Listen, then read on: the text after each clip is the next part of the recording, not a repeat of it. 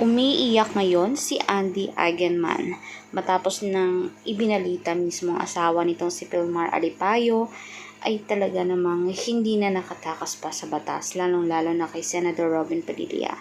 Itong babae na to ay umami na rin sa wakas at isiniwalat ang lahat ng bahong itinatago nila ni Pilmar Alipayo.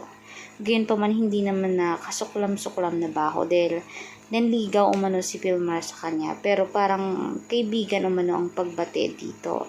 Pero alam naman umano ng babae na may something na nararamdaman si Pilmar sa kanya, kung kaya't naawa din siya kay Andy Eigenman umano. Pero gusto niyang malinis ang kanyang pagkatao at pangalan. Gayunpaman humihingi umano siya ng pasensya kung nasaktan man niya si Andy at sa mga sinabi sa kanya ni Derek na sobrang sakit. Alam naman natin kasi na magkaibigan sila ni Derek Ramsey. Itong si Foreigner at si Derek. At maswerte na nga yung Foreigner nito dahil kahit papaano ay hindi naman brutal ang pagpapahiya ni Andy sa kanya.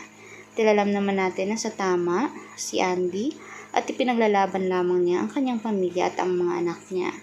Gayon pa manais na lamang niyang bigyan ng leksyon ang kanyang asawang si Pilmar Alipayo, na siya mismong naging dahilan ng lahat-lahat ng gulong ito at kung bakit siya nag-viral at kung bakit naman niya natamo ang pagkakakulong sa kanya at naging wanted pa.